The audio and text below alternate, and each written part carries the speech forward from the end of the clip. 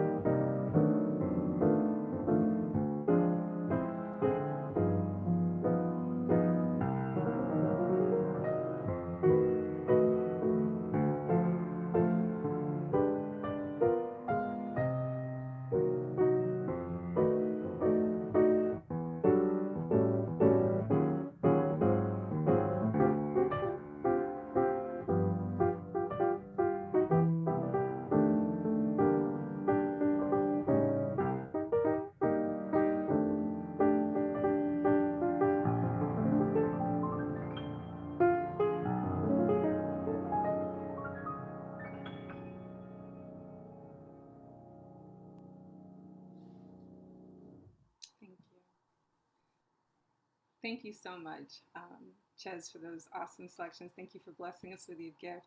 Again, welcome everyone to Jazzonia, the marriage of poetry and jazz. This is the first session. If you're just tuning in, it's the first session of 3, right? So thanks for tuning into our kickoff panel and discussion.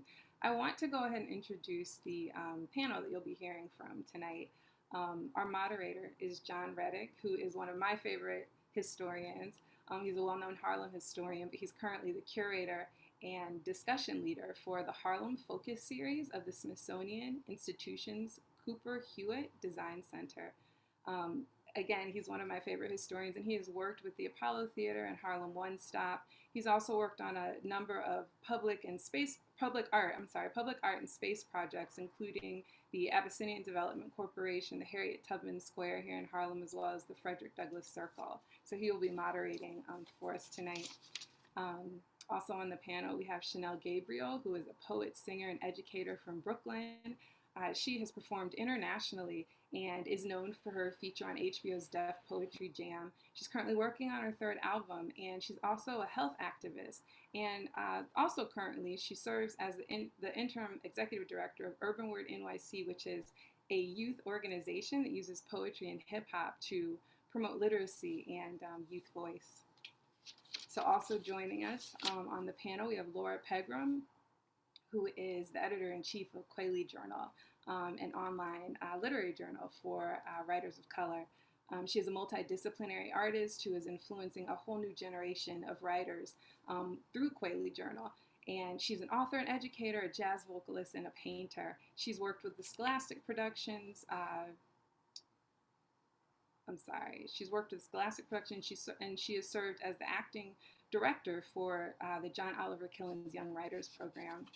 So again, thank you guys for being with us. And then also on our panel, we have Samora Pinderhughes, who is just an awesome creative from the Bay Area. He has been playing music since he was 2 years old.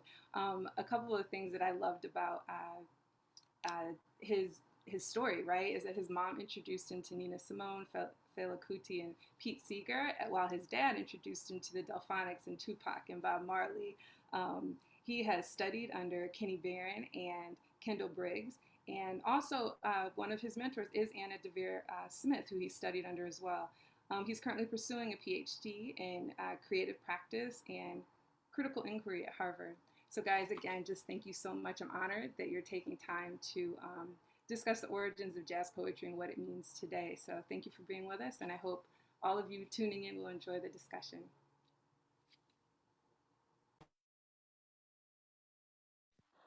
Well, welcome everybody. It's good. It's a great group here. I've been sampling everybody's work. I was talking earlier, a real kind of sense of like you have a powerful sort of motivation in your work that really shows through.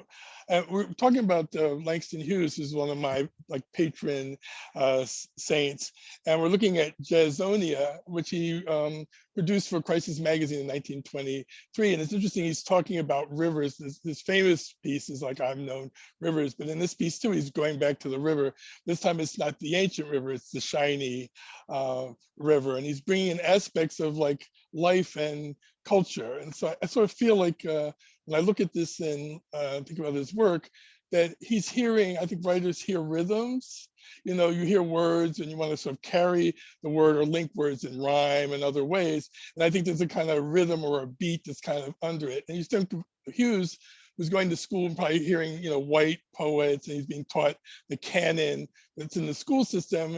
And even though he's like articulate and he's hearing what they have to say, they're not his rhythms.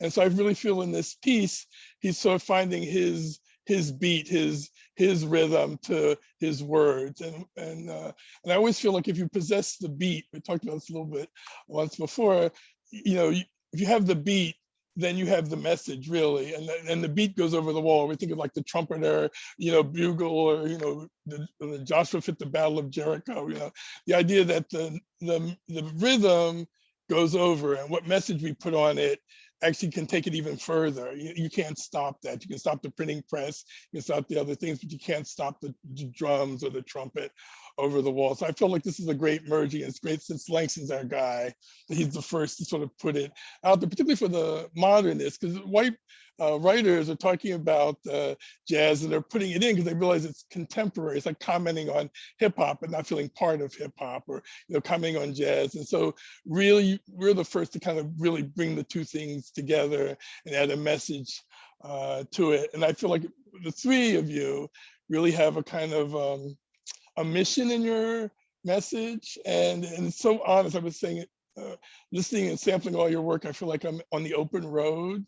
I think of myself as a kid being in the back seat of like a convertible, those 60s commercials, and it's like a wave of like what you're trying to do, and there's a kind of willingness to listen. There's something honest about what you do, and there's a willingness to kind of want to listen. And so it's great that you're not talking about jewelry and shoes and Gucci, but other things, putting other kind of messages onto the beat. So tonight, I hope we talk a little bit about sort of how you see some of this early work. If we could talk a little bit amongst you. We'll start with Laura, because she's our literary person, and Kawali, in looking at the journal, I really feel like in the illustration and how it's presented, every aspect of it is really sort of broad-based, trying to touch all the sensory levels, but also looking at what the writer, the sort of core, the word has to say. So if you want to talk a little bit, we'll start with you and kind of play it around the group of like how you see this sort of early jazz poetry and how you might sort of link it to how we come forward. Laura. Thank you again for moderating this conversation. I know that one of the things I hold fast to is poetry. That was my start, and June Jordan was my mentor and second mother, and she introduced me to the jazz poetry of Sekou Sundiata. He was invited to speak at college, and I try to hold fast to all of the lessons that June had shared with me as a very shy, somewhat introverted writer and singer and painter. So with Kweli, we try to provide examples of the work of Langston Hughes, of the work of Gwendolyn Brooks and Jane Cortez. We provide that foundation, and then we allow folks to soar. One thing that I have personally tried to do more of is to permit them to experiment, because I think experimentation is such an important part of jazz poetry in its beginnings. Langston Hughes talked a great deal about that as well. Well, I was listening to a tape of Samora's, and someone said something was a mistake, and he would say, "Oh no, I like the mistake in there."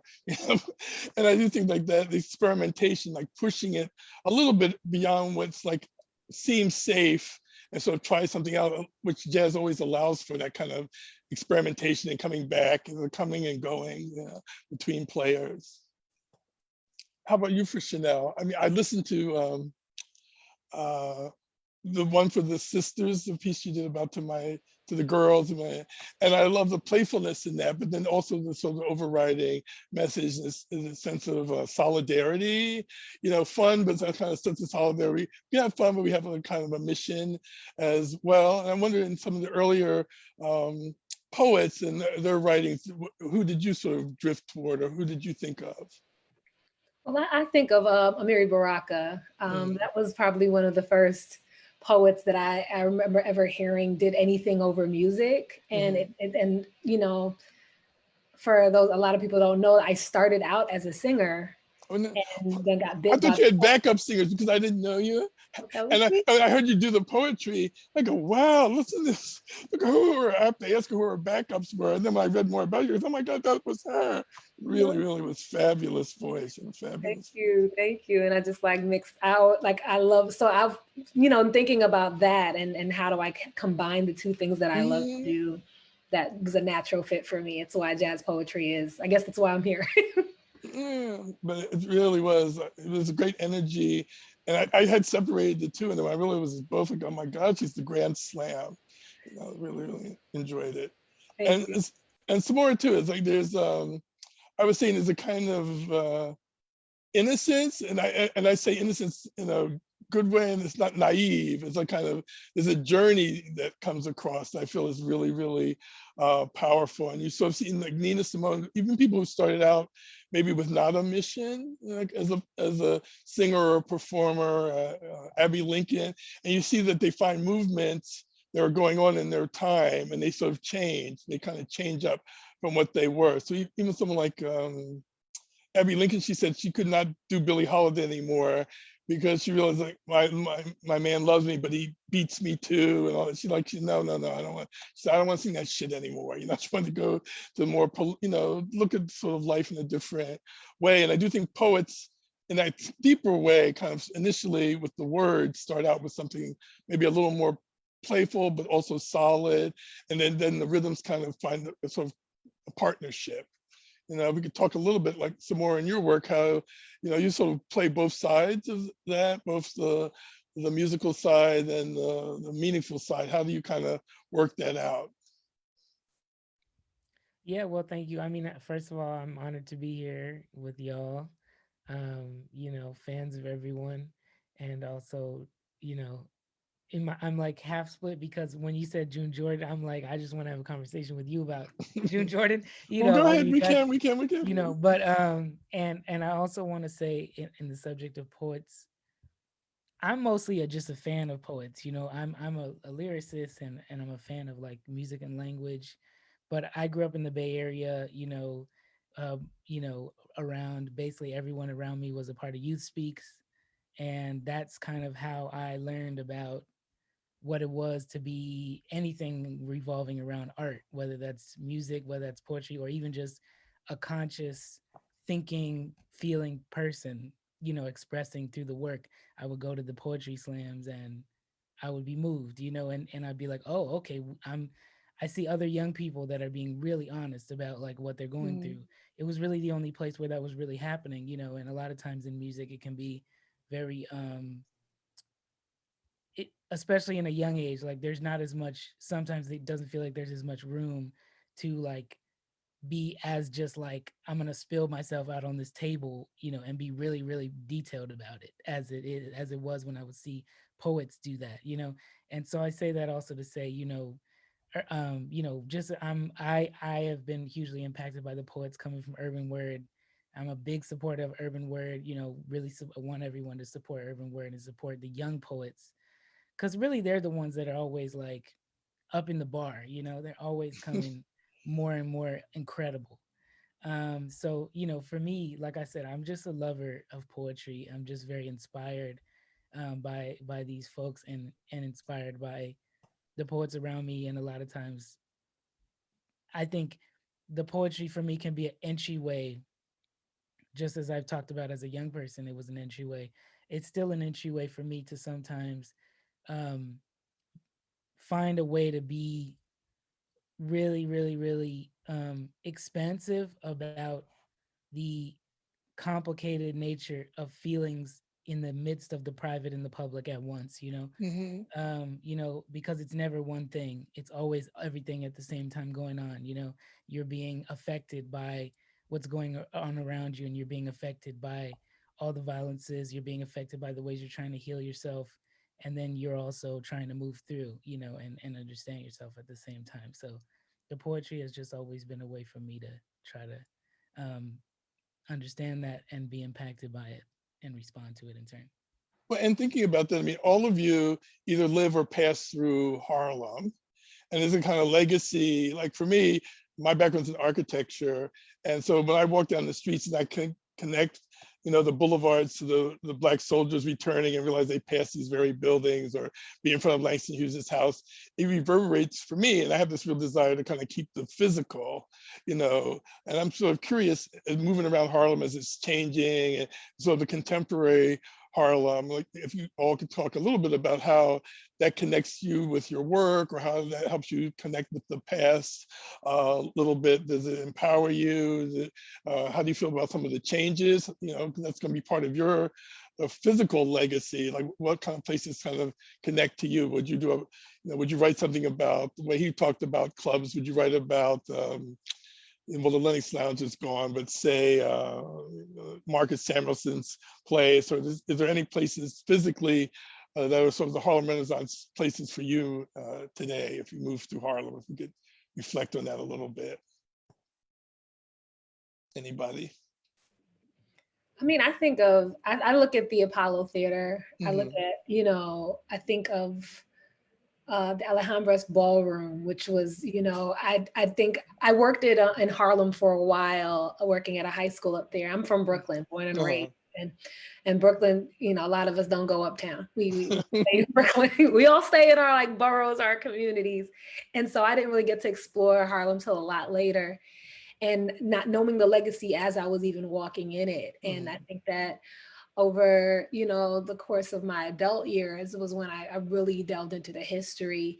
And, you know, it's happening in Brooklyn, it's happening there. It's one of those, like, we're always glad to see communities looking better and being able to look beautiful, but we're also recognize the displacement and how much of the history gets pulled out of the community that we know and love. And it's like, yes, that building is probably not the, you know, best condition, but that's like history there. And I think that that's always the hard, you know, line in the middle, where you're like, I'm glad that there's possible opportunities for people to be able to shop and to be able to have this, but knowing the displacement of the community and the displacement of the history, the people that Yeah. are living in don't know don't know anything about. And I just feel like, and we've come to a period where history is dismissed if you can't see it. You know, you think about the past administration, I won't bring the name up. So I feel like for us, we didn't have a chance to, you know, build monuments and create in ways that other parts of the culture did. And so when we have places like the Apollo, or a church like Abyssinia, or, you know, Madam Walker, you know, someone who did strive and achieve, you still want those touchstones to kind of stay there for the next generation to be able to kind of connect with, you know. And so I still feel like the writings and the artwork for us have survived. I don't know if many of you have seen the series of WPA murals that are in Harlem Hospital. If you had a chance to see those, the sense that that was one of the first works where the artist got to set the agenda and execute the work. And so I feel like for your generation, you're getting to be able to do that in some ways. And so to talk a little bit about, you know, where are those opportunities lacking? There's resources now coming on board. You know, the post-COVID, we might talk a little bit about how, you know, looking at what we've gone through, how would you bring that into your work or move past it in your work a little bit? Anyone want to take that? Sure. Oh, Samora. Ladies first. Thank you. I teach a fair amount with Kweli under Kweli's umbrella, and everything, of course, is virtual now. But before that, we would, my students and I would often go to the Schomburg Center. That is the central, Mecca. yes, the Mecca. And I'm hoping that they'll be able to reopen soon. I miss being there and being part of their programming and visiting the theater and soaking up all of the history. And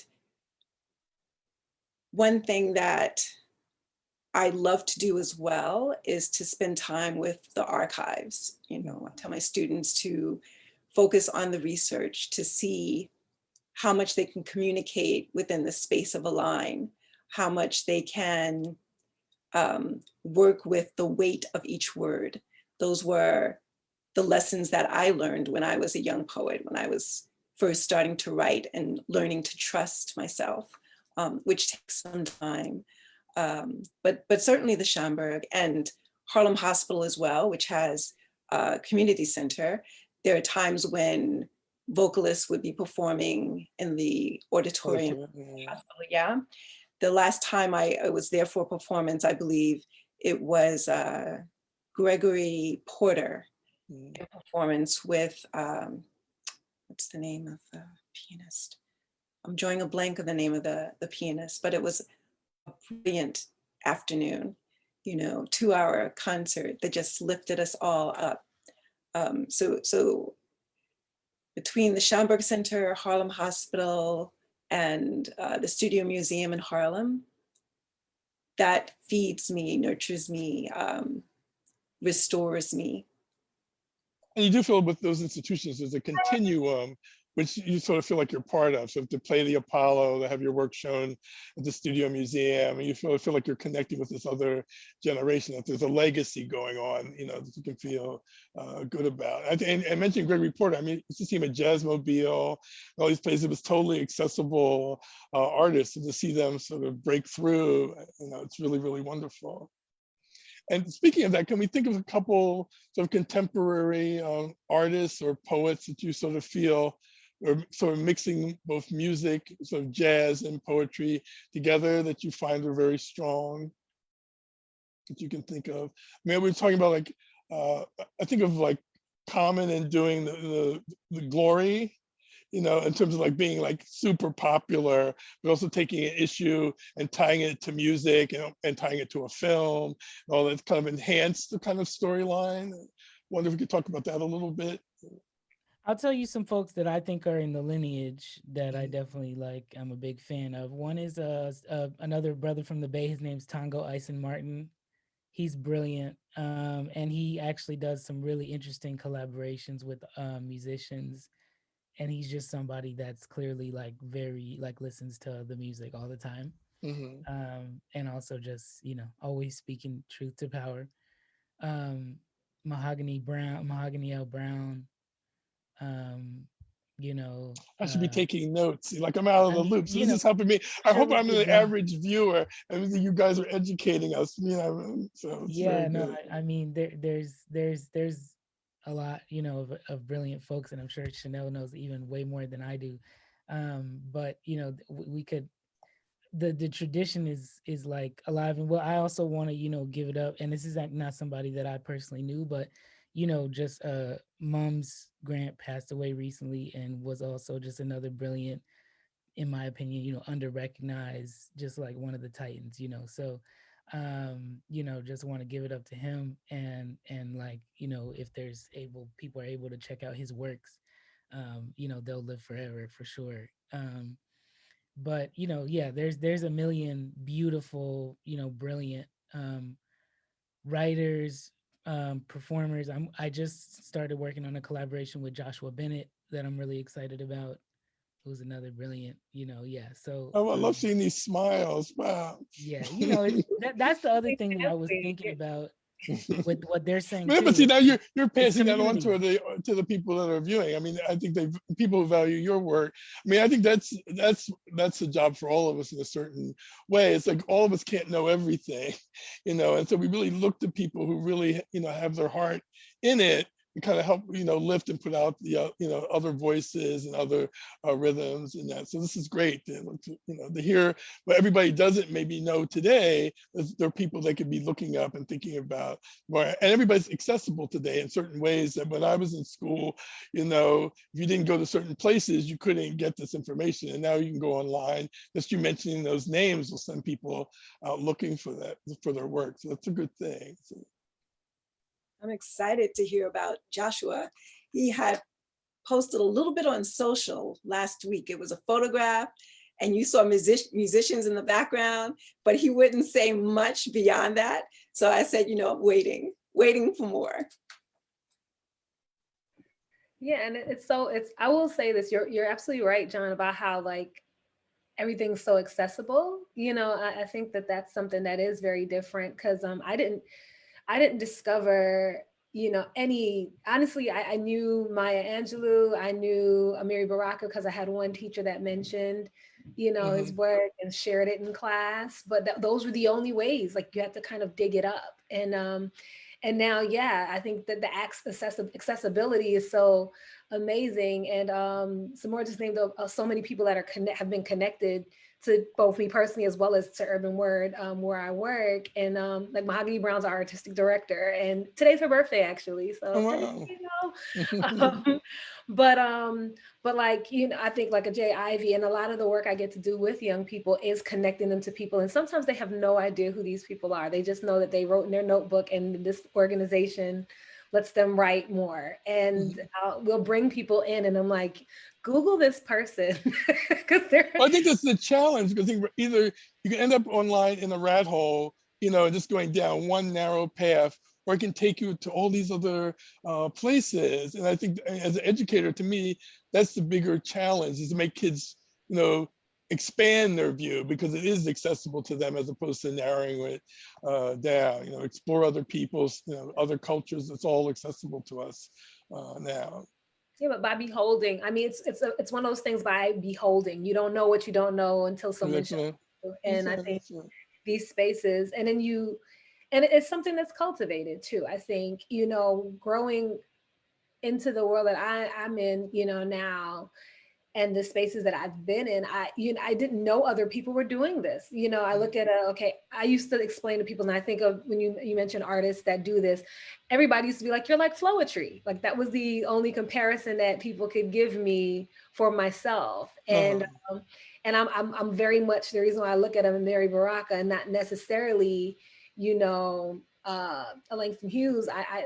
There is this element that you can tell that all of that, and Gil Scott Heron, you know Oh, yeah, that Gil Scott, yeah, yeah, that led to yeah. hip hop. Like, and And I'm he was very a writer. Gil Scott Heron, he started out really much more focused on writing than performance, but he found a voice and a beat. mhm. And that's hip hop, and I think that's where we look at what Samora was just saying. You know, the idea that one culture kind of informs another and kind of fuses. It's like one space. Like Apollo means this to this community, and it means this to another generation. And I think all of these are just passed down, like from Harlem Renaissance to Black Arts Movement to the hip hop movement to everything now. Yeah. Well, I do believe two things. I believe Harlem is a brand greater than Chanel, and right behind that is Brooklyn. But and if we treat it right, I really do feel that we do have a legacy. If we really honor that legacy, the reward will really come, because it's something really, really deeply, deeply valuable, because it's come out of pain. I feel like there's a joy, that we present. I think when people come to our churches, I think they wonder how we do it. I mean, it's like, where do we find this ability? Because we do see the darker side of life, and yet we were able to surmount that and do great things and present it in a very sort of spiritual and upbeat way. And I think it really is reflected in really big ways in both our poetry and in our music. And so combining it, to see all of you sort of think about that and combining it, I feel like there's a strength there that, and particularly the three of you. It's like, because I come as a novice really to a lot of your work, and I do feel like there's this path there that you really are connecting to some ancestral kind of vibe, and I think it brings you your audience. I think you see it, you must feel it in your audiences, that. So it's more talking about being young and nervous, that connectivity, when you make yourself vulnerable, I think that's the bigger connection, because most people are vulnerable. I think none of us are really Americans. I think America is sort of self-creation. And so the more we can figure out the connective self-creation, that is the mission of America, is that connectivity, not what divides us, but finding that thing that connects us. And I think the Black culture, because we've experienced it all, become much more representative of what the bigger thing could be, not that we're there yet, but that seeking of that bigger connectivity I feel is through us. And so I think Langston felt that. I feel like partly why we connect to him is he's found ways to kind of express that bridge, in poetry and in music. And there's a later piece that he did, Weary Blues, that was like on TV, like in the 60s or 70s. You can see him and the musicians are really back and forth. There's a real dialogue going on between both sides. And we should probably get back a little bit to that for our jazz listeners, in terms of like talking about the contemporary voice and connecting it with the past a little bit. If we could say maybe a couple words, like, so what's your next project, or kind of things as you're coming out of this period, with what sort of voices you'd like to sort of add to your work, or other players that are out there that we could talk about a little bit. In your work right now, what's the next thing? If you could, all the restrictions were lifted and you could, jump out of your little bubble and do, what would be the sort of high priority on your list of things to do, or sort of things you'd like to get out there? You feel like, for me, like this last year, has been a chance to kind of think about going forward, and so a contemplative period a little bit because of what we've been through. And so with that contemplation, could we hear a little bit about where you think about going, sort of going forward? Anybody will talk? I Sure. was trying to be Yeah. polite. There you go. It's always like a tag, like who's gonna go? No, I've been writing. That's the one thing that I can say has happened this past year. I've written so much more than I have in maybe the last few years. And even as I'm in grad school for getting my master's in education, just because I was in quarantine, I was like, get a degree. But Productive use. productive, just made it productive. But I've been writing a lot, and I'm excited about the possibility. Everything has been, I've done a lot of heavily produced tracks, as well as like things that were more instrumental based and instrument based. And I really am looking forward to getting back with my bass player and meeting up with him and getting some work done, and really recording like everything. It's a poetry month, so I'm doing 30 for 30, or as close to 30 as I might possibly get in 30 days, 30 poems in 30 days. And I'm liking what I'm creating with that. So I'd love to like just be able to work with that and collaborate with other amazing artists. Well, this is Poetry Month, April. Yeah. Well, we should give a shout out to Poetry Month. We didn't. Thank you for mentioning. That's a good plug, because I didn't. National Poetry Month. Very good. 30 and 30, you really, wow. That's impressive. I'm 1 in 30. That's my goal, 1 for 30. No, that's amazing, and I can't wait to hear all of those things. I have a few thoughts. I mean, as far as things that are coming up, I mentioned the Joshua Bennett collaboration. I don't know when that's going to be out yet, but I actually have a new project that's premiering next week, on the 20, actually a week from today, on the 27th, called Grief. It'll be debuting at Carnegie Hall on the site, like a digital thing, but we're gonna try to keep it going. No inertia for you. I love inertia. I play it a lot. It's like, oh no, very good. Yeah, we going. Yeah, I'm sure there's no we inertia in the inertia. It's a inertia. motivator. It's a motivator. It's really. It's interesting to see what different people get out of the same thing. That's always fascinating. I'm sure all of you have experienced that. It's like, you think that the piece is going to mean exactly what it means to you, but one of the beautiful things is that when you put something out, like, it means different things to everyone. Actually. It was like your high school connection there. The idea that you thought it was inertia, but makes everybody else. It's like if you look into your someone else's room and it's sloppy, you gotta go, oh, my shit's sloppy too. I need to get it together. So it's not that it's like we might be having the same feeling you're having, but it's motivating us to move from that spot. So we could have the same, it could be double-edged there. Well, thank you. Yeah. The only other thing I had to say, it doesn't really have to do with my work, but just thinking of the conversation we had, I think one of the things that's I've been thinking a lot about is that, the work that we do is our sacred archive. Laura, mentioned the word archive in respect to the Schomburg, which obviously is one of those sacred spaces. Some of that is physical. It can exist in a building. It can also exist in a community or in a sound or something like that. And, one of the things that we're always kind of coming up against, which I think Langston Hughes also came up against, is we're in a capitalist society, in a racial capitalist society, we're like always dealing with the reality that sacred process, individually and in community, is always butting up against the realities of how capital always tries to take, and I can really feel that being in Harlem and thinking about the legacy of Harlem, and how a lot of times those older, not only are those histories being erased, but they're also being used to sell those buildings too, you know. Oh yes. And that's really deep, and it's really really tough to think through. And one of the things that I then go back to is that one of the most brilliant things of Hughes and all these artists is that, and these, but specifically the poets, which is why I think when James Baldwin talks about artists, he uses the word the poets to mean all artists, is that it's got a bite to it, you know, like um it's got a bite to it that's like there's a certain Yeah, thing leave them there. on. I'm sorry, someone else is talking to me. I'm sorry. No worries. Mm. Zoom life. But you know, there's a certain I thing can't. there that's really about taking it past what's safe, you know, not accepting simply what is safe when you're always under threat from what is around you.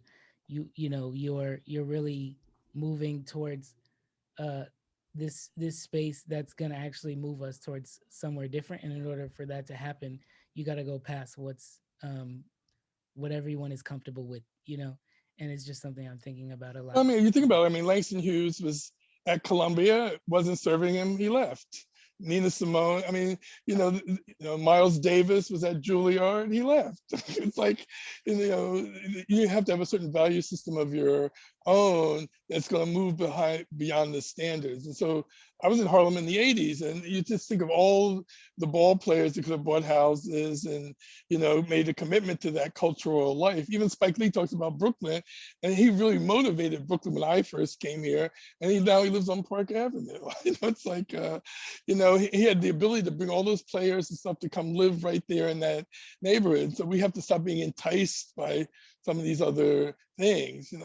I feel like we're competing to go somewhere else as opposed to giving value to right where we're at. And Samora, you're in a great building that really existed out of like a commitment of the people that were there. It's like they really tried to make it affordable and make something happen at that address. And then some people having that would still sell it off for like the highest bidder, as opposed to thinking about it's a legacy. And I think we have to think about all of this as a kind of legacy we pass on, and how do we try to secure that, in going forward. It's a challenge for us. It's not an easy thing. And I think the poets do see that. I do feel like there's a kind of sense earlier on in that community about what some of those issues are.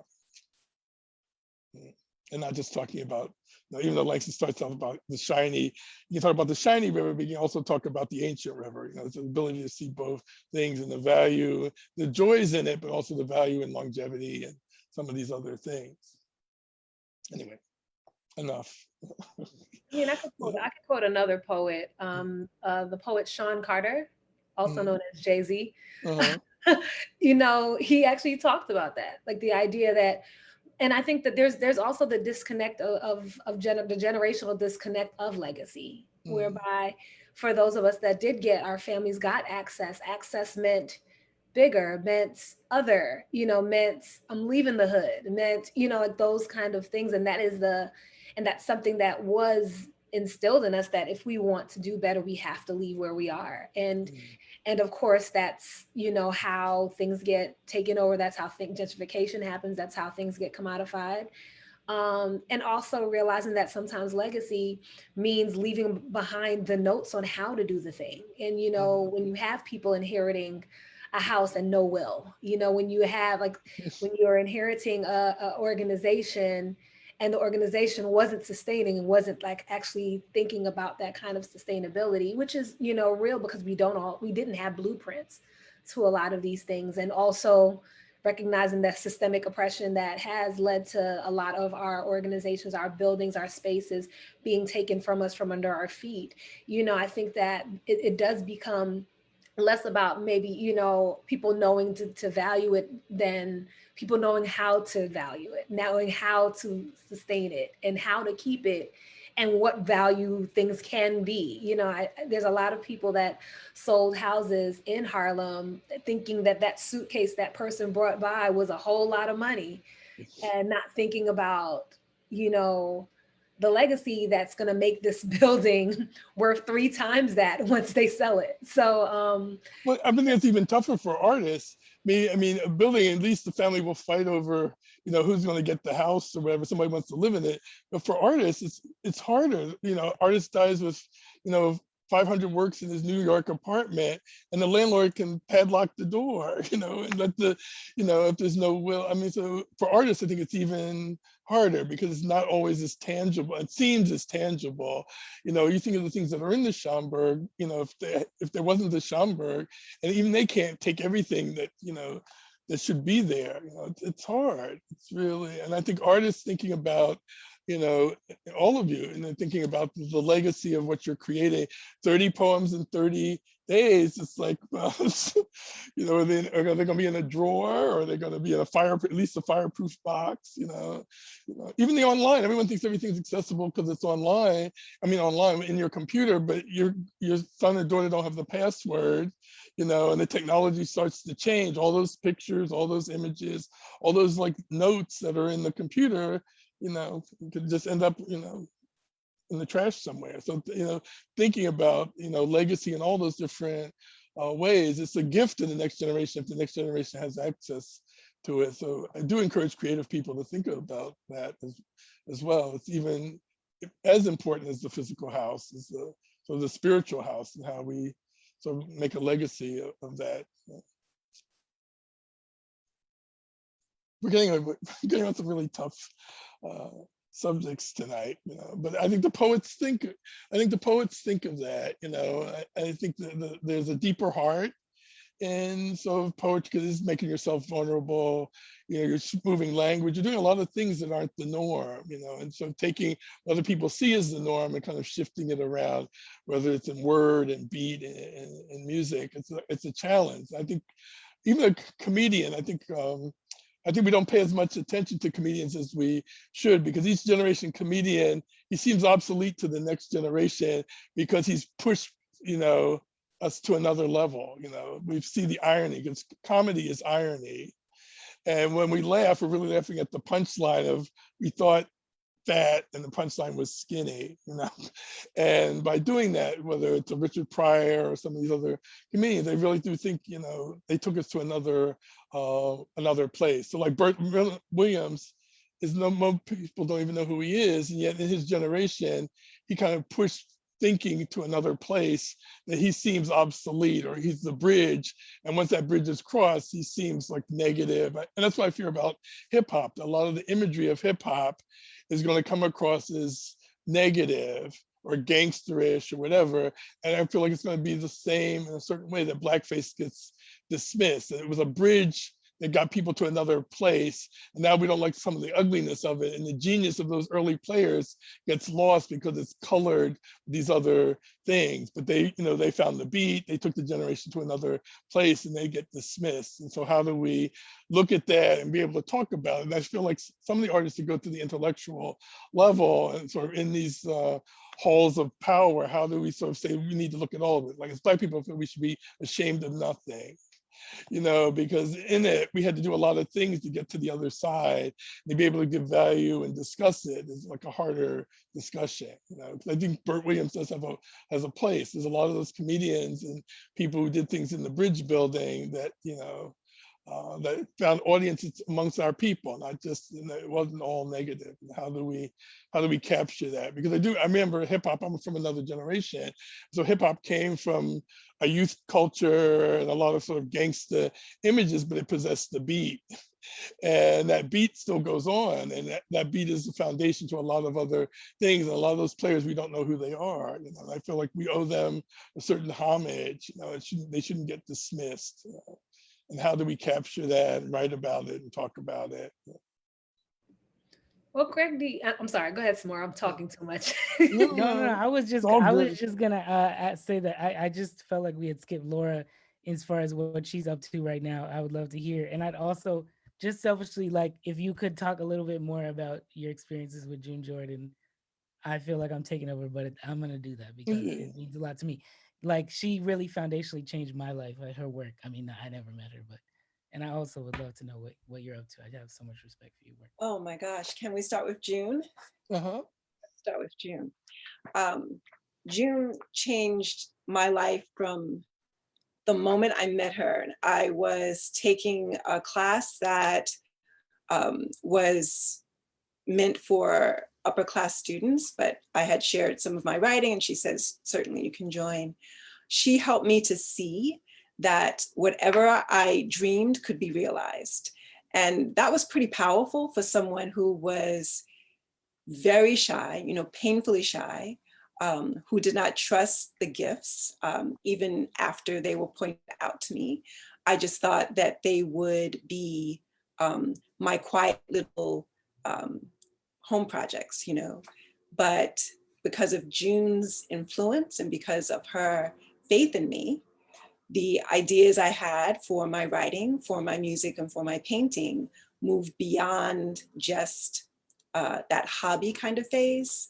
So I found myself producing a jazz concert on Billie Holiday, celebrating the life of Billie Holiday as a freshman, and then I moved towards writing my own pieces, taking classes at the Jazzmobile and working with other teachers when I lived abroad in Paris.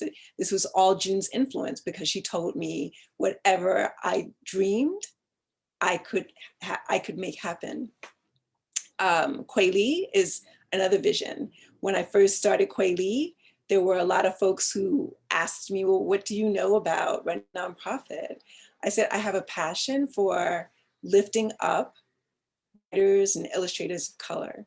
That's all I need to get this going. So we're now 11 years in. What's coming is our International Literary Festival, and Joshua will be coming back. Joshua Bennett will be coming back as a reader and as an instructor. He taught last summer a masterclass, and he read and he moderated a panel. So he's just one of the most brilliant artists I know. And it was such an honor to publish him in Kwei Li when he first started writing. And he remembers that start and talks about it often. I cannot sing praises or sing his praises. I could go sun up to sundown, just talking about how much I appreciate his art and his generosity and his willingness to lift others. Yeah. So June has helped me to be the artist and the educator and the visionary that I am today, because she had faith in me. So that made it all possible. That's wonderful. Thank you for sharing. Thank you. I got really obsessed with one of her poems this year. Which one? It's like a random thing. I don't even know if it's a full poem or whatever, but it's on YouTube. It's a TV broadcast, and she's talking about it. There's something about it. I got food stamps. You know the one I'm talking about. I sent them to the president and his wife. Like, it's just like, I don't know. She's just, one of the things that I'm just like obsessed with about the poets, man, like just thinking different, expressing things in ways that feel so much better than I could ever explain it that way. But I would never think to talk about it that way, and yeah, June is, I just like always find more in her work. I do too. I go back to some of her poems and I sit with them as if it's almost the first reading, something that I pick up something new with each time I go to the page. I also find that my teaching style kind of mirrors her teaching style. Yeah, we always had this way of gathering in a circle so that each voice was heard. There was no one voice who was above the others. So June, even as the instructor, sat among the circle with us. Mhm. Yeah. She was one of the greatest gifts in my life. That's sweet. And That's did you worth the love the silent moment. That's worth the silent moment. Yes, yes. I know, Chanel, you were going to say something while I brought up the June thing too, so I want to go back to that. Oh no, I'm not. It's not even. I don't even remember what it was. I was just kind of in a trance listening to that story. No, it was beautiful. I think it's so important to honor. And this, I think what makes the poets of then and today, like it's timeless. It's so timeless how we can listen to words from 10 years ago, 20 years ago, 50, and still feel so connected and feel like our stories are there. And I think like I really always reiterate how much the generations before us have influenced what we create now. And I look at, and it's always been that you want to know what's going on with the community, talk to the artists. You want to know, you want the real history, not like what's been whitewashed and bleached and translated 3 billion times into the wrong thing. You want to know what the real history is, look at the art. And it's still there, and it still rings out today. And Toby Nwigwe, who's one of my favorite hip hop artists that very much came to fame over the last year, 2 years.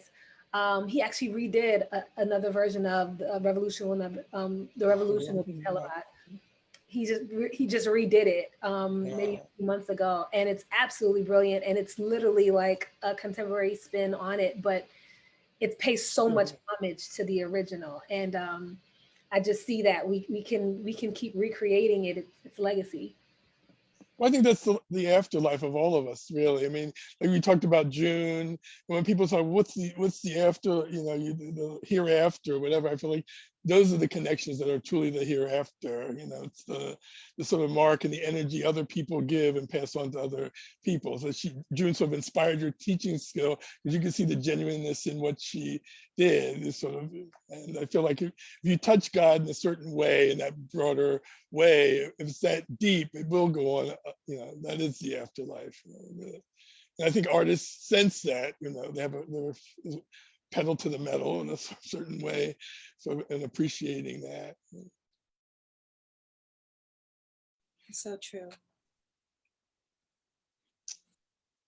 Let's see. I want to take us to a little lighter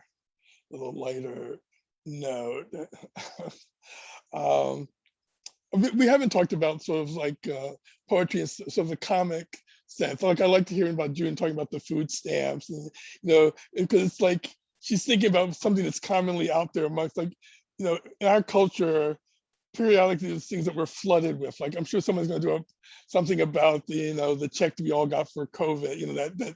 That check that was Gucci money or something that they used it for. And so she saw that with food stamps. Well, maybe I don't use it for food. Maybe I'll use it to send a letter. Use it in another way and send it to the president. Let him get some stamps. Maybe he's not getting stamps in the mail. Maybe I'll let him get some stamps. That irony of what everyone thinks is common, and take it to another spot. So each one of you could think about maybe a comic relief, a person or somebody to sort of use irony or something in their work, which I loved. We were talking about Gil Scott-Heron. I remember when everyone was talking about the moon landing, he did Whitey on the moon. It's like, which I really love. Like we're all obsessed with this, being on the moon. Like what about right here, on Earth? So if we could think of a little. So we sort of come to a close around the time here about something sort of light but ironic but informing in terms of. And I do think about Oscar Brown Jr. A lot of them had these other ways of sort of, in their irony, of making you sort of look at things a different way. I think Gil Scott-Heron was like sort of the master of it. I remember dancing, the revolution will not be televised. Even as you were thinking about it, you were sort of listening to other things as well. Anybody? Sure. Chanel's got that Yeah, great I got smile. it. Yeah, so, well, one of the things, I mean, and I know because we're at the Jazz Museum, one of the people I'll mention might not be like, I don't know if she would even consider herself a poet or others, whatever. She's a great artist. But when I think about like the use of irony, the use of wit in like a very biting and beautiful and just like indescribable way, very powerful. Cecile Mclaurin Salvon is the first person that comes to my mind. The great vocalist, composer, everything, animator. She does everything, but she's brilliant in the ways that she recontextualizes different texts. Talk about the archive. I mean, she'll take old songs and flip them and make them totally something new, something different. Commenting on patriarchy, misogyny, racism. She's really somebody that's really definitely like thought very deeply about talk about the history of like as you were mentioning what's it called of blackface and all that, like the history of the true effects on our entertainment industry that we don't talk about, of all the origins of the American entertainment industry being in all of that kind of entertainment. But anyways, she's really brilliant in the ways that she does that. I think as far as other like voices that to me speak in like with power in the context of something that's maybe not like all the way serious all the time, it's hard for me to like, that's one of the things that I have to be honest that I miss a lot, because I tend to like be very serious. I don't, I'm trying to get better at that part of things. But I'm like, I like, get very real serious about stuff. But I've sometimes been very influenced by in a Cecile. laugh, there's this recognition that gets you further along sometimes, in the negotiation, that if they take it in, I always feel like if they laugh to it, the irony, then they've got it, as opposed to you trying to explain it and explain it. I don't get it. When they laugh, you realize they did get it. It's like that this is, the Whitey on the Moon thing. You kind of laugh, but you realize like, yeah, I'm being distracted here. I have other kinds of issues. And in that laugh about like, why are we talking about this? You're looking somewhere else, which I think is good. Where if I was preaching it to somebody, maybe they go, oh, they wouldn't get it. That chuckle takes you there. So lighten up some more.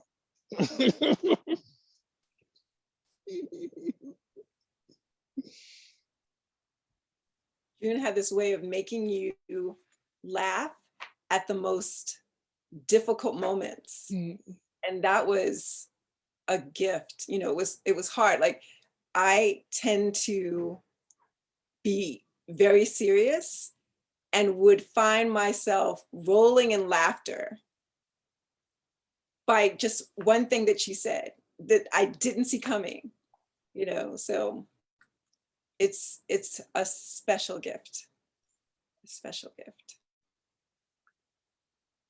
I'm going to work on it. I guess what comes to mind is sister. She's she's from Detroit, Teresa Songbird, and she's a poet and a singer, and she has a very jazz voice. Like, you hear it, it's very distinct. And she combines the two, and same thing, you'll be laughing and thinking like, wait, there's the problem there's something there. And I think of her in that sense of her brilliance. And I met her out in Atlanta when I used to frequent there a lot to perform. And I mean, I started out as the funny person. I will say that. I can't say that I've written a lot of funny poems over the last year. Well, that's understandable. But I that's where I started. Like, most of my touring, when I first started touring, and I did the college circuit for about 8 years, college and local circuit, and internationally, they'd always put me with comedians. Like I'd do like a set, and it was always because they're like, she's funny. It's either, even if the poem wasn't funny, I'd find a way to make it funny after. I'd be like, yeah, y'all, I don't know why I was dating that fool, like I'll just find a way, and so yeah, I do have an appreciation for comedians for that reason, because I'd watch them, how they come up with their material, and it's the same that we do. It's the same exact way, like a napkin, like, hold on, I gotta write this down. And but yeah, I think of her. Shout out to Teresa. Very good. I see Kendallin slipping in here. But you guys have been so really, really great. And I really encourage your careers. And it's strutting around Harlem. We have to all get together. But when my treat, my stipend will go to taking us all out to dinner together. And it'll do better than McDonald's. We'll go somewhere nice. I'll pitch in. But it's really wonderful. And as from another generation, like for me, I really do love Harlem, and I love my folks, and I think we all have so much to say. And I think through the poetry and the music, we say it the best. And so my kudos to all three of you for your labor of love, and it shows as a labor of love, but also with great intellect, and I appreciate that as well. So thank you for sharing your time with us tonight. You offered us a lot of wisdom, and I appreciate it. I go home with a lot to think about. And you all have such great smiles, so I encourage you all to do something that makes you laugh, makes the rest of us laugh as well. Thank you. Guys, I too just wanted to first of all give much love and appreciation to all of you, Shanelle, Samora, Laura, and John, and Chez too. Just thank you so much for sharing your gifts and time with us this evening. And I want to thank everyone tuning in. Thank you for just tuning in with us and spending your what day of the week is it? What day of the week? Tuesday. Tuesday. Thank you. Totally blanked. Yes, Tuesday. Thank you for spending this time with us. And again, just many thanks and appreciation to the Jazz Museum, right, for providing us this platform. Thank you to just Ryan and Martin and just everyone else at the Jazz Museum. And we will be back with our next Jazzonia session on May 4th. So I'm really excited about that. And I hope you guys will all tune in. We'll probably be doing it live from the Jazz Museum. So I'm really hyped for that. But it'll be available on live. So good evening. Well, thank you for bringing us together. Thank you. Bravo to our curator. Oh, thank you. Thank you so much. I appreciate you guys. But I hope you enjoy the rest of your evening. I look forward to seeing you in person. John, I'll be there too. That dinner. All right. All right. Love you. Good. Love you, but love you more. Love you more. Love you guys. Take care and thank you. Thanks, guys. I enjoyed it very much. Thank you. Have a good night. You too. Night night. Yeah. Stay in touch. You too. Oh, yeah.